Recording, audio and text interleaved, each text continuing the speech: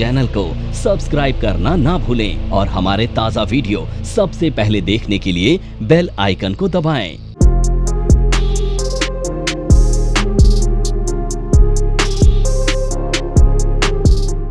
Emotions empties every traders pocket.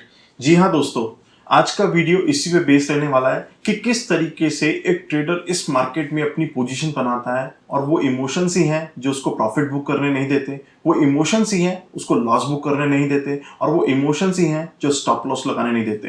By the way, मैं Umesh Sharma, technical analyst, और आज की इस वीडियो में हम यही डिस्कशन करने वाले हैं कि किस तरीके से एक ट्रेडर इमोशनल होकर ट्रेड करता है और इस मार्केट को नुकसान दे बैठता है। तो चलिए वीडियो को आगे बढ़ाते हैं और चलते हैं लैपटॉप की स्क्रीन पे। हम मानते हैं कि मार्केट की जो ओपनिंग टाइम है वो 9:15 है और क्लोजिंग टाइम 3:30 है। जब मार्केट 9:15 पे ओपन होती है, उससे पहले और 3:30 के बाद में एक ट्रेडर क्या होमवर्क करता है कि उसको ये पता चल जाए कि कल मार्केट में क्या होने वाला है, कि कौन सा स्टॉक चलेगा और कौन सा स्टॉक नहीं चलेगा।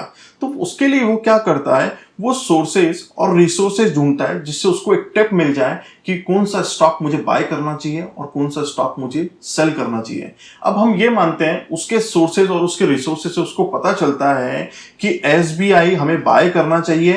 क्यों? क्योंकि एसबीआई चल रहा है 272, इंट्राडे इसका टारगेट आया है कि ये 330 रुपए इंट्राडे में हो जाएगा। इसका स्टॉप लॉस ये है 265।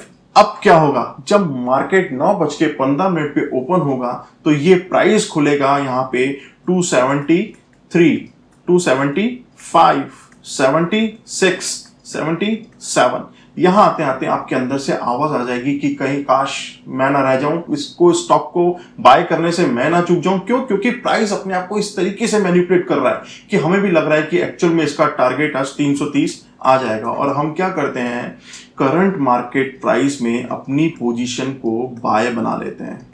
अब दोस्तों, हम अब इस बात को ये समझते हैं कि जब हम पोजीशन को बाय बना रहे हैं तो हम क्या कर रहे हैं, हम यहां पे डिमांड को क्रिएट कर रहे हैं। अब एक चीज बताते हैं, डिमांड है तो सप्लाई भी है, सप्लाई है तो डिमांड भी है। अब मार्केट में हम बात करते हैं कि यहां पे बिड है और यहां पर आस्क है। अगर कोई माल ले रहा है तो कोई बेच रहा भी होगा। अब सिंपल सी एक चीज समझो, आपका प्रॉफिट इसका लॉस है और इसका लॉस आपका प्रॉफिट है। तो बेसिकली ये दोनों एक दूसरे के लिए काउंटर पार्टी हैं और पैसा इसकी पॉकेट से निकल के आपकी पॉकेट में और आपकी पॉकेट से निकल के इसकी पॉकेट में। हम सबसे पहले ये समझते हैं कि ये जो मार्केट को चलाने वाला कौन है, वो कौन है जो इस मार्केट को ऑपरेट कर रहा है। तो सबसे पहले हमें साइकोलॉजिकल अगर देखना है तो हमें ऑपरेटर की साइकोलॉजी को पकड़ना है कि वो स्टॉक के साथ क्या चाह रहा है। अगर हमारी साइकोलॉजी उसके साथ हम मैच कर पाए तो हमारे को प्रॉफिट होगा, अदरवाइज हमें लॉस देना पड़ेगा। हम एक बात हमेशा सुनते हैं कि भाई 98% लोग क्या हैं, लूजर्स हैं। 2% लोग कौन है, गेनर्स हैं। अब वो 2% लोग कौन है, वो 2% लोग स्मार्ट ट्रेडर हैं जो जिनके पास आपसे ज्यादा पैसा है और जो आपसे ज्यादा पावर रखते हैं। हमारे को पोजीशंस नहीं पता होती, उनको सारी पोजीशंस पता होती है। अब हम यहां देखते हैं कि ये डिमांड और सप्लाई का गेम क्या है। हम ये मानते हैं जब हमने यहाँ पे करंट मार्केट प्राइस पे अपनी पोजीशन को बाय किया तो हमने क्या किया, हमने यहाँ पे डिमांड को क्रिएट किया। अब हम मानते हैं कि हमारी डिमांड यहाँ पे 1000 करोड़ की थी। अब जो सामने वाली काउंटर पार्टी है वो स्मार्ट ट्रेडर है, उसके पास आपसे ज्यादा कहीं पैसा है, तो वो यहाँ क्या करेगा, मल्टीप्लाई एक्स कहीं ज्यादा वो यहाँ पे सप्लाई क्रिएट करेगा।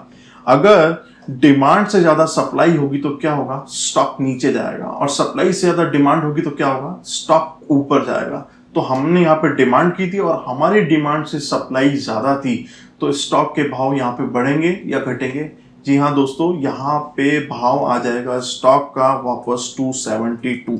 अब ट्रेडर क्या करता है, अब ट्रेडर को एक बहुत अच्छे से एक चीज आती है, वो क्या करता है, यहाँ पे एवरेज करना जानता है। वो कहता है साहब पैसा बहुत है मेरे पास, मैं एवरेज करूंगा, स्टॉक कहां जाएगा। तो ये 17 इंच की जो स्क्रीन है, अगर इसमें आप लालच देखना चाहते हो तो ये लालच देगी।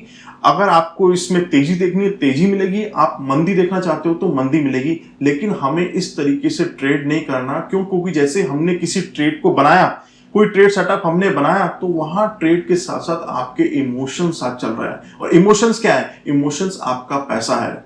तो यहाँ पे क्या हुआ, जब हमने यहाँ पे 272 जब प्राइस आया तो हमने यहाँ पे एवरेज की तो मतलब हमने क्या किया, फिर से डिमांड को बढ़ाया। और इन्होंने क्या किया, यहाँ पे वो कहीं एक्स ज्यादा यहाँ पे फिर सप्लाई क्रिएट करी जो कि आपकी डिमांड से ज्यादा थी। अब प्राइस क्या होगा, वापस नीचे आएगा। मैं मानता हूं कि यहाँ पे प्राइस 265 आ गया। अब क्या होगा, वापस वही एवरेज, क्योंकि स्टॉप लॉस हम लगाना जानते ही नहीं है। क्यों? क्योंकि इमोशंस हमें स्टॉप लॉस लगाने नहीं देंगे। क्यों? क्योंकि नुकसान हो जाएगा। अब यहाँ पे कुछ ट्रेडर्स हैं, वो क्या करेंगे, भाव आया तो ठीक है, नहीं आया तो वो इन्वेस्टर बन जाएंगे। तो बेसिकली एक ट्रेडर ये नहीं समझ पाता कि इन्वेस्टर क्या है और ट्रेडर क्या है। आजकल इन्वेस्टर ट्रेडर बन गए। क्यों? क्योंकि वो मार्केट के अप डाउन के अकॉर्डिंग अपनी पोजीशंस को पलट देते हैं। I mean, कि अगर उन्होंने पोजिशनली कोई ट्रेड बाय कर रखा है, मार्केट 2% नीचे गया, 1% नीचे गया, पोजीशन काट के बाहर, तो वो इन्वेस्टमेंट नहीं हुआ, वो ट्रेडिंग हो गई। तो ठीक उसी तरीके से यहाँ पे क्या हो रहा है, यहाँ पे हमारी पोजीशन हमने फिर एवरेज करी। तो एवरेज करी तो हमने क्या किया, यहाँ पे फिर से डिमांड को क्रिएट किया। अब यहाँ पे क्या होगा, वही सप्लाई होगी और सप्लाई हमारी डिमांड से कहीं ज्यादा होगी, प्राइस वापस नीचे आएगा। अब देख रहे हैं हम क्या कर रहे हैं। अगर मैं बात करूं सामने वाली पार्टी में और हम में क्या डिफरेंस है, हम हमारे यहाँ पे लॉस को राइट कर रहे हैं और ये क्या कर रहे हैं, अपने प्रॉफिट को राइट कर रहे हैं। हम ये नहीं समझ पा रहे हैं ये क्या हो रहा है। प्राइस मैनिपुलेशन है कि प्राइस अपने आप को मैनिपुलेट कर रहा है और इमोशंस आपको लॉस बुक करने नहीं दे रहे। आप जिद्दी हैं क्योंकि आपको लगता है मार्केट हम ही चला रहे हैं, जबकि ऐसा नहीं होता दोस्तों। इमोशनली मार्केट में कभी ट्रेड नहीं होता। फिर क्या होगा, यहाँ पे प्राइस यहाँ पे आ जाएगा 250। अब क्या होगा, वही सेम, ऊपर 500 शेयर लिया है तो यहाँ पे 1000 बाय कर। क्यों? इमोशंस आपको लॉस बुक करने नहीं दे रहे। अब यहां तक क्या हो रहा था, कुछ यहाँ पे मार्केट में जॉबर्स थे जो 1-1, 2-2 रुपए के लिए काम कर रहे थे, वो बाहर। कुछ का ब्रोकर पोजीशन काट देगा 80% पे, वो बाहर। और कुछ अभी भी जिद्दी लोग हैं जो इस पोजीशन पे टिके हुए हैं। और क्या होगा, आगे देखते हैं। प्राइस तेजी से नीचे जाएगा। जब प्राइस तेजी से नीचे जाएगा तो क्या होगा, एक बैड न्यूज आ जाएगी, क्योंकि मॉर्निंग जो एक गुड न्यूज थी वो बैड न्यूज में कन्वर्ट हो जाएगी कि प्राइस अब यहां से 150 रुपए आ जाएगा। हम क्या होंगे, हम पैनिक हो जाएंगे और क्या करेंगे, हम हमारे यहाँ पे लॉस को बुक करेंगे। और लॉस को बुक करने के साथ साथ हम यहाँ क्या करेंगे, हम यहाँ पर सप्लाई को क्रिएट करेंगे। और यहाँ पे सामने वाले जो काउंटर पार्टी, जो स्मार्ट ट्रेडर है, वो क्या करेगा, वो अपने यहाँ पे प्रॉफिट को बुक करेगा। समझ रहे हैं आप? अब क्या होगा, जब हम यहाँ पे लॉस को बुक करेंगे तो हमारे पास टिप एक और आ चुकी है ना, कि पोजीशन, स्टॉक कहां जाने वाला है, स्टॉक 150 रुपए जाने वाला है। तो हमारे पास तो एक टिप और आ गई। अब वो टिप में क्या होगा, हम यहाँ पे सेल बनाएंगे और ये बाय बनाएगा। मतलब हमने यहाँ पे सप्लाई क्रिएट करी, ये यहाँ पे क्या करेगा, डिमांड को क्रिएट करेगा। और जो कि डिमांड आपकी सप्लाई से कहीं ज्यादा होगी, स्टॉक वापस वहीं जाकर खड़ा हो जाएगा। मतलब बाय करते हुए नुकसान और सेल करते हुए नुकसान। तो दोस्तों इसी बात पे एक जोक याद आ रहा है। After crash of market, trader क्या सोचता है, I have lost my half net worth, this situation is like a divorce. और ये सिचुएशन क्या है, एक तलाक की तरह है। But still I am having a wife, बीवी मेरे पास अभी तक भी है। तो पोजीशन तो आपके पास अभी भी है। तो दोस्तों अगर आप टेक्निकल एनालिसिस कर रहे हो तो इन जो ये नॉइजेस हैं, जो भी आपको टिप दे रहा है, इस टिप पे कांटा मार दो। टेक्निकल लैंग्वेज में हम इनको वाइब्रेटर्स बोलते हैं। एक ट्रेडर को कभी भी मार्केट से टिप नहीं लेनी चाहिए। क्यों? क्योंकि टिप फ्री में मिलती है तो वो टिप नहीं होती। हम क्यों नहीं सेल्फ डिपेंड रहते, हम क्यों नहीं आत्मनिर्भर बनते कि हम खुद अपने स्टॉक को सेलेक्ट कर पाए, स्टॉक को बाय कर पाए, स्टॉक को स्टॉप लॉस लगा पाए, टारगेट लगा पाए। और हम क्या करते हैं, इसी मार्केट में फंस के रह जाते हैं और हमें नुकसान देखना पड़ता है।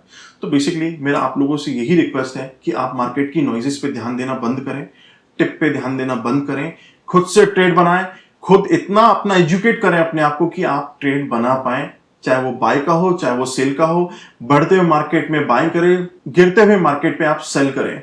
क्योंकि देखिए, जब हम इस डिमांड और सप्लाई साइकोलॉजिकल गेम को समझ पाएंगे तभी हम पैसा बना पाएंगे। और उसके लिए सबसे पहले हमें टेक्निकल एनालिसिस आना चाहिए, क्योंकि टेक्निकल एनालिसिस आपको प्राइस मैनिपुलेशन से बचाता है।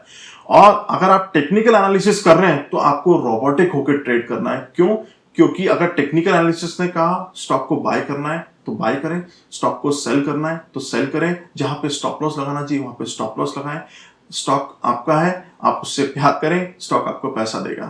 तो दोस्तों मानता हूं कि आज आपको ये वीडियो बहुत पसंद आया होगा और आपको एक कॉन्सेप्ट भी क्लियर हुआ होगा कि एक ट्रेडर किस तरीके से इमोशनल होकर ट्रेड बनाता है और पैसा खो देता है। तो हमें क्या करना है, बेसिकली हमें ऑपरेटर की साइकोलॉजी को पकड़ना है और ऑपरेटर की साइकोलॉजी को पकड़ने के लिए आपको आपका चार्ट बताएगा, आपको चार्ट बताएगा कि कब आपको स्टॉक को बाय करना है, कब आपको स्टॉक को सेल करना है। तो दोस्तों नेक्स्ट वीडियो में हम फिर मिलते हैं एक नए कॉन्सेप्ट के साथ, और आने वाली वीडियोस में हम क्या करेंगे, अब हम चार्ट पैटर्न शुरू करेंगे जो कि डाउन ट्रेंड को अप ट्रेंड में करेंगे और अप ट्रेंड को डाउन ट्रेंड में कन्वर्ट करेंगे। तब तक के लिए मैं इजाजत चाहूंगा। Thank you.